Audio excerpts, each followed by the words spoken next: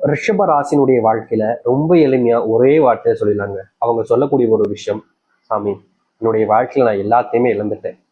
எனக்கு பிடிச்சது கூட என்னை விட்டு போயிடுச்சு. இப்போ மிச்சம் இருக்கிறது என்னுடைய உயிர் மட்டும்தான். இது எப்ப என்னை விட்டு போக போகுதுன்னு தெரியல. இது எனக்கு சொந்தமானதும் கிடையாதுன்னு எனக்கே தெரியும். ஏன்னா இதை நான் எப்போதுமே என்கிட்ட பிடிச்சு வச்சுக்க முடியாதுல்ல. மற்றதையாவது என்னுடைய வாழ்க்கையில நான் வச்சுக்கணும்னு நினைச்சா அதுக்கு முயற்சி பண்ணலாம். ஆனா இதை என்னால அதுவும் முடியாதுங்க. இப்ப வரைக்கும் என்னுடைய மனசுல தோன்ற விஷயம், இந்த உயிர் எப்ப போகும்? நான் ரொம்ப காத்துக்கிட்டு இருக்கேன் சாமி, இந்த உயிர் எப்ப போகும்னு அப்படின்னு மனசுக்குள்ள ரொம்ப கஷ்டத்துடனும் துன்பத்துடனும் தான் இருக்காங்க இந்த ரிஷபராசிக்காரர்கள். ரிஷபராசினுடைய மனசுல எவ்வளவுதான் காயங்களும் கஷ்டங்களும் இருந்தாலும் அதை வெளியே யார்கிட்டயுமே சொல்ல மாட்டாங்கங்க. ஏன்னா அவங்க மத்தவங்ககிட்ட சொல்லி சிம்பத்தியவோ இல்ல மத்தவங்களுடைய அனுபவத்தையோ தேடிக்கணும்னு நினைக்கவே மாட்டாங்க. இவர்களை பத்தி மத்தவங்களுக்கு தெரிஞ்ச விஷயங்கள் என்பது ரொம்ப கம்மிங்க. உங்களுடைய நெருங்கிய நண்பராக இருப்பாங்க, இல்ல உங்களுடைய உறவாக கூட இருப்பாங்க. ஆனா ரிஷபராசிக்காரர்கள் என்றாலே அவங்களை பத்தி மத்தவங்களுக்கு தெரியக்கூடிய விஷயம் ரொம்ப கம்மியானது. 1% கூட தெரிஞ்சிருக்காதுன்னு வச்சுக்கோங்களேன். இப்படிப்பட்ட ரிஷபராசினுடைய வாழ்க்கையில இன்னைய நாள் வரைக்குமே பல நபர்கள் துரோகத்தை பண்ணியிருக்காங்க. முக்கியமா சொல்லணும்னா இவங்க வாழ்க்கையில துரோகம் அப்படி எல்லாம் விட்டுட்டு இவங்க கூட ரொம்ப ஜகஜமான நட்பா உறவா இருப்பாங்க, ரொம்ப நெருக்கமா இருப்பாங்க. முக்கியமா சொல்ல போனா இவங்களை ஏமாத்துனது, இவருடைய மனசை காயப்படுத்தினது, இவங்களுடைய மனசை ரொம்பவே கஷ்டப்படுத்தினது, அந்த கஷ்டப்படுத்திருப்பாங்க பாத்தீங்கன்னா அவங்களுக்கு. அவங்க இவங்களை கஷ்டப்படுத்துனே தெரியாத மாதிரி, ரொம்ப நெருக்கமா இருக்கிற மாதிரி, ஒரு நண்பன் மாதிரி, ஒரு சகோதரன் மாதிரி மறுபடியும் பழக ஆரம்பிப்பாங்க. இவங்களுக்கு மனசுக்குள்ள அது எவ்வளவு கஷ்டத்தை கொடுத்துருக்குன்னு அவங்களுக்கு புரிஞ்சுக்க கூட அது தோணாதுங்க. இப்படி ரிஷபராசினுடைய வாழ்க்கையில அதுவும் நடந்திருக்கு. அது மட்டும் இல்லைங்க, இது எல்லாத்தையும் விடுங்க. ரிஷபராசினுடைய வாழ்க்கையில மத்தவங்க தெரிஞ்சவங்க தெரியாதவங்க எல்லாம் விடுங்க.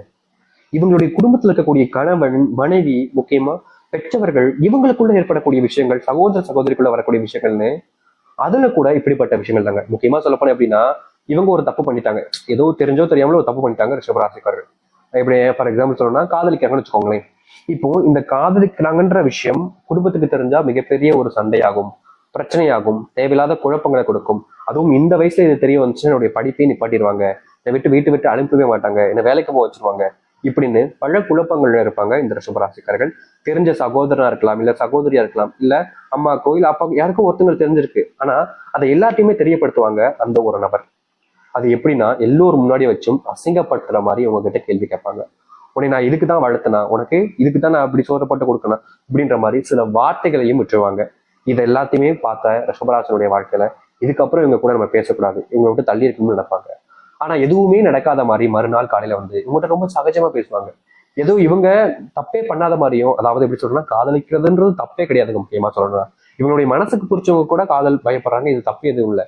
ஆனா இந்த ஒரு விஷயத்த கூட இவங்களை பழி வாங்கணும், இவங்க நல்லா இருக்கக்கூடாது, வீட்டுல இவங்க எப்பவுமே கெட்டவங்களா தெரியணும், கஷ்டப்பட்டுக்கிட்டே இருக்கணும், கஷ்டப்பட்டு கண்ணீரோட இருக்கணும்ன்றதுக்காக இவங்க பண்ண ஒரு விஷயம் இந்த ரிஷபராசிக்காரர்களுக்கு பெருசா மனசுல உள்ள பாதிப்பை கொடுத்துருச்சு. இப்ப வரைக்குமே இது போன்ற பல விஷயங்கள், இது யதார்த்தமா சொன்னது, இது போல நிறைய விஷயங்களை மறுபடியும் மறுபடியும் பண்றாங்க. யதார்த்தமா சொல்ல போனா இவங்க ஒரு தொழில் தொடங்கலாம்னு ஆரம்பிச்சாங்க. அப்போ வீட்டுல கொஞ்சம் காசு வாங்கினாங்க. அந்த காசுனால எல்லாத்தையும் போட்டு தொழில் தொடங்க ஆரம்பிச்சாங்க. ஆனா திடீர்னு நஷ்டமாயிடுச்சு. ஆனா இந்த ரிஷபராசிக்காரர்கள் தெரியும் அந்த நஷ்டத்தை நான் ஈடு கட்டிடுவேன், எப்படியாவது முயற்சி பண்ணி வாழ்க்கையில முன்னுக்கு வந்துருவேன்றது. ஆனா இது தெரிஞ்சுக்கிட்ட சில குடும்பத்தார்கள் இவங்க கிட்ட வீட்டுல வந்து சொல்லி எல்லாரும் முன்னாடியும் மறுபடியும் அவமானப்படுத்த வச்சாங்க, அசிங்கப்படுத்த வச்சாங்க. இப்படியே மாறி மாறி மாறி மாறி மாறி இவங்க எல்லாரும் முன்பும் அசிங்கப்படுவது, அவமானப்படுவது, கஷ்டப்படுவதுன்னு இருக்காங்க. ஏன்னா எல்லாத்தையுமே அசிங்கப்பட்டாச்சு, நீ வாழ்ந்து என்ன செய்ய போறோம்னு தான் இந்த ரிஷபராசனுடைய இப்போ மனசுல இருக்கக்கூடிய விஷயம். எப்போ எனக்கு சாவு வரும், எப்போ எனக்கு வாழ்க்கையில இருந்து நான் போவேன், இப்படின்ற எண்ணங்கள் தான். உண்மையை சொல்ல போனா இவ்வளவு நாள் நீங்க அனுபவிச்ச காலங்கள்லாம் விடுங்க, இதுதாங்க உங்களுடைய வாழ்க்கையே ஆரம்பிக்க போகுது. நீங்க கண்ட கனவுகள் நிறைவேறுவதோடு, உங்களுடைய துன்பங்கள் நீங்குவதோடு, நீங்க பார்த்த வாழ்க்கையை எல்லாத்தையும் மறந்துடுங்க. இனி எல்லாமே இதுதான் உங்களுடைய வாழ்க்கையாக அமைய போகுது. சரி, இந்த ரிஷபராசனுடைய வாழ்க்கையில வருகின்ற காலங்கள் எந்த அளவுக்கு நல்லது நடக்க போகுது, முக்கியமா இனி வரக்கூடிய காலங்களில் எப்படிப்பட்ட வாழ்க்கையை வாழ போறீர்கள் என்பதை பற்றி தெளிவாக பார்ப்போம். அதற்கு முன் நம்முடைய சேனலுக்கு நீங்கள் ஒரு புதிய பார்வையில் இருப்பினும் இதுவரைக்கும் நம்ம சேனல் சப்ஸ்கிரைப் பண்ணாமல் பார்க்குறன்ற போதும் சேனலை மறக்காம சப்ஸ்கிரைப் பண்ணிக்கோங்க. பக்கத்தில் இருக்கக்கூடிய பெல் ஐக்கானையும் கிளிக் பண்ணிக்கோங்க. அப்பதான் போடக்கூடிய அனைத்து தகவல்களும் உங்களுக்கு நோட்டிஃபிகேஷன் வந்து கொண்டிருக்கும். முடிஞ்ச அளவுக்கு வீடியோவை ஸ்கிப் பண்ணாம பாருங்க. ரிஷப ராசிக்கார அன்பர்களே, நீங்க வாழ்க்கையில ஒரு விஷயத்துக்காக போராடிக்கிட்டே தாங்க இருக்கீங்க. அது என்னன்னா குடும்பத்தார்கிட்ட நல்ல பேர் வாங்கணும், நண்பர்கள்கிட்ட நல்ல பேர் வாங்கணும், சொந்தக்காரங்கள்ட்ட நல்ல பேர் வாங்கணும், தான் காதலிக்க பொண்ணுகிட்ட, தான் காதலிக்கிற பையன்கிட்ட, தன்னுடைய அண்ணன்கிட்ட, தன்னுடைய தம்பிட்டன்னு நீங்க எல்லாத்தையுமே நல்ல பேர் வாங்கணும்னு ஓடிக்கிட்டு இருக்கீங்க. மற்றவங்களுக்காக தான் நீங்க ஓடுறீங்க. ஆனா உங்களுக்காக என்னைக்காச்சும் நீங்க ஓடி இருக்கீங்களா? அதை யோசிங்க. இப்போ இன்னிலிருந்து நீங்க உங்களுக்கான வாழ்க்கையை பார்க்க ஆரம்பிங்க. அதுவே உங்களுடைய வாழ்க்கையில முதல் வெற்றியாக இருக்கும். இதை சொன்னா நிறைய நபர்கள் சொல்லுவாங்க, ஏங்க எனக்கு தெரியுங்க, அது என்னுடைய குடும்பத்தார்கள் நான் நிரூபிக்கணும். நீங்க உங்களுக்கு முதல்ல நிரூபிக்க, அதுக்கப்புறமா ஆட்டோமேட்டிக்கா அது உங்களுடைய குடும்பத்தார்களுக்கு தெரிய வரும். இது நாள் வரைக்கும் உங்களுடைய கேரக்டரை பத்தி மத்தவங்க என்ன நினைக்கிறாங்கன்றத நினைச்சா வச்சு விட்டுருங்க. நீங்க நினைங்க, உங்களுடைய மனசுல நீங்க நினைக்கக்கூடிய விஷயத்த கொஞ்சம் கொஞ்சமா வெளிப்படுத்த ஆரம்பிங்க. அது மற்ற நபர்கள் அனைவருமே புரிஞ்சுப்பாங்க. இனி வரக்கூடிய காலங்கள்ல இந்த ரிஷபராசினுடைய வாழ்க்கையில மிகப்பெரிய பிரச்சனையாக கருதப்பட்ட ஒரு விஷயம், நீங்களும்னா நீங்க இப்படிப்பட்ட ஒரு விஷயத்த பண்ணிதாகணும். இது கடினமான ஒரு விஷயம் தான். எப்படிங்க நான் நிரூபிக்கிறது? கொஞ்சம் கஷ்டப்பட்டு உழைக்கணும். உங்களுடைய குடும்பத்தார்கள் உங்க மேல வச்சிருக்கக்கூடிய நம்பிக்கைன்றது மொத்தமா போச்சுல்ல. நீங்க இனிமே சம்பாதிக்க மாட்டீங்க, வேலைக்கு ஒழுங்கா போக மாட்டீங்க, ஒழுங்கான விஷயத்த செய்ய மாட்டீங்க, தொழில முன்னேற்றம் காமிக்க மாட்டீங்க. முக்கியமா நீங்க வேலைக்கு போனாலும் அதே இடத்துல வேலை பார்க்க மாட்டேங்கன்ற ஒரு சிலமான எண்ணங்கள் உங்களுடைய குடும்பத்தார்களுக்கு இருக்கும். முக்கியமா உங்க மேல தப்பான அபிப்பிராயங்கள் எந்த ஒரு விஷயத்தினால வந்துச்சோ அதை மாற்றுவதற்காக நீங்க குடும்பத்தார்கள்ட்ட சில விஷயங்களை செய்யுங்க. நீங்க முயற்சி எடுத்தீங்க அப்படின்னா அதுல உங்களுடைய வாழ்க்கையில வெற்றிகள் கட்டாயம் இருக்குங்க. நிறைய நபர்கள் இந்த ரிஷபராசிக்காரர்கள் செய்யக்கூடிய விஷயம் என்ன தெரியுமாங்க? முயற்சி எடுக்க மாட்டாங்க.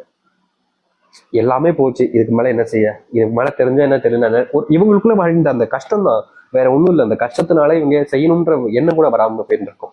அப்படிப்பட்ட விஷயங்களை மாத்திட்டு உங்களுடைய வாழ்க்கையில நீங்க செய்யணும்னு முடிவு பண்ணுங்க. நிச்சயமா சொல்றேங்க, உங்களுடைய வாழ்க்கையில நீங்க எந்த ஒரு எல்லையை தொடரணும்னு நினைச்சாலும் அதை தொட்டுட்டு நீங்க திரும்ப வந்தீங்க. யார் உங்களை தடுக்க நினைச்சாலும் இனி தடுக்க முடியாது. யாராவது உங்ககிட்ட தடுத்து நான் உன்னை விட மாட்டேன்டா அப்படின்னு சொன்னாங்கன்னா அவங்க தான் ஏமாந்து போவாங்க. உங்களை இனி யாருமே ஏமாற்றவும் முடியாது. ஏமாத்திட்டு உங்களை ஜெயிச்சுட்டு அவங்க முன்னேறி போகவும் முடியாது.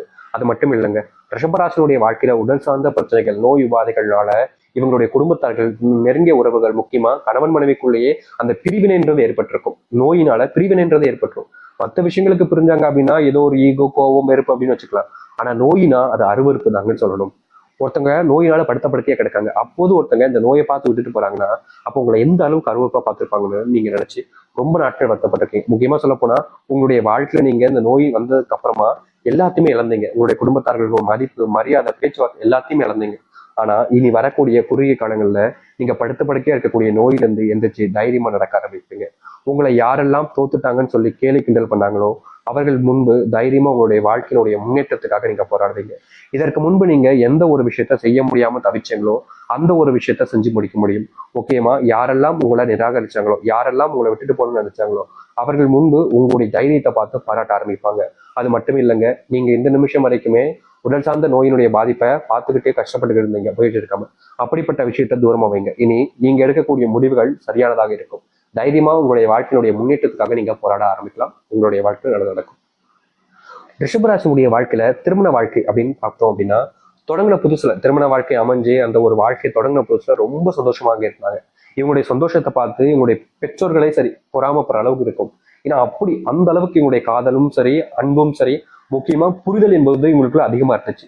ஆனா சில நபர்கள் இவங்களுடைய வாழ்க்கையில வராங்க. இந்த ரிஷபராசிக்காரர்கிட்ட ஒண்ணு சொல்றது, அவங்களுடைய மனைவிட்ட ஒண்ணு சொல்றது, அந்த மனைவிட்ட ஒண்ணு சொல்றது, இந்த ரிஷபராசினுடைய மனைவிட்ட ஒண்ணு சொல்றது, ரிஷபராசிக்காரர்கள் இப்படி மாத்தி மாத்தி குடும்பத்துக்குள்ள பிரிவினை உண்டாக்கி குழப்பத்தை உண்டாக்குறது நிறைய நபர்கள் உங்களுக்கு செஞ்சுட்டு இருக்காங்க. அதுல என்ன தெரியுமா காரணம்? அதுல ஒரு சந்தோஷம் எனக்கு அப்படின்ற மாதிரி அவங்க ரொம்ப வெக்கமே இல்லாம பேசுவாங்க. இந்த மாதிரிலாம் நிறைய நபர்கள் ரிஷபராசிட்ட அவங்களுக்கு கோவம் அப்படி வரும். ஏன்னா உங்களுடைய சந்தோஷத்துக்கும் உங்களுடைய நேரப்போக்கு என் வாழ்க்கை தான் கிடைச்சிச்சா, என்னுடைய வாழ்க்கையை பார்த்தா உங்களுக்கு எப்படா தெரியுது அப்படின்ற மாதிரி உங்களுக்கு கோவம் வரும். ஆனாலும் காமிச்சிக்க மாட்டாங்க. ஏன்னா ரிஷபராசினுடைய மனசுல கோவத்தை வெளிப்படுத்தினாங்க சில நாட்களுக்கு முன்பு. அப்போ இவங்க அவமானப்பட்டாங்க. மற்றவங்களோட முன்பு இவங்க தான் தப்பானவங்கன்னு போல எல்லாரும் முன்னாடியும் பிரதிகளிக்க ஆரம்பிச்சிருச்சு. இந்த நிமிஷம் வரைக்குமே இவங்களுடைய பேரை அந்த இடத்துல இருந்து மாற்ற முடியாம கவலைப்பட்டுக்கிட்டு இருக்காங்க. அப்படிப்பட்ட விஷயங்களை பார்த்ததுக்கு அப்புறமா இனி எப்பவுமே கோவப்படக்கூடாதுடா அப்படின்ற மாதிரி கோபமே இல்லாத ஒரு வாழ்க்கையாக தான் வாழ்ந்தீங்க. இனி உங்களுடைய கோபம் என்பது நியாயமாக இருக்கும். நீங்க கோபப்படுறத பார்த்து உங்களுக்கு உறுதுணையாக இருப்பாங்க. இதற்கு முன்பெல்லாம் நீங்க மௌனமா பல விஷயங்களை கடந்து போயிருக்கலாம். அது எல்லாமே வர ஆரம்பிக்கும். நீங்க வெளியூர் பயணங்கள் போறது உங்களுக்கு சாதகமாக முடியும்.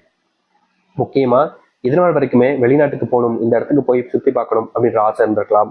இல்ல இந்த இடத்துல என்னுடைய தொழில் தொடங்கணுன்ற எண்ணம் இருந்திருக்கும். ஆனா அந்த ஒரு விஷயத்துக்கு உங்களுக்கு வெற்றியும் கிடைச்சிருக்காது. நீங்க எடுக்கக்கூடிய முயற்சிகள் உங்களுக்கு உறுதுணையாக யாருமே இருந்திருக்க மாட்டாங்க. ஆனா இனி வரக்கூடிய குறுகிய காலத்துல நீங்க எடுக்கக்கூடிய முயற்சிகள் என்பது வெற்றி பெற ஆரம்பிக்கும். யாரெல்லாம் உங்களை விட்டு தள்ளி போகணும்னு நினைச்சாங்களோ, யாரெல்லாம் உங்களுக்கு உதவி செய்யாம வேடிக்கை மட்டும் பார்த்தாங்களோ அவங்களே உங்களை தேடி வந்து உதவி செய்வாங்க. உங்களுக்கு என்ன உதவின்னு கேட்டு எல்லாத்துலயுமே உங்களுக்கான உதவிகளை செய்ய ஆரம்பிப்பாங்க. இந்த ரிஷபராசினுடைய வாழ்க்கையில சில நபர்கள் இவங்களுடைய மனசை காயப்படுத்துவதோடு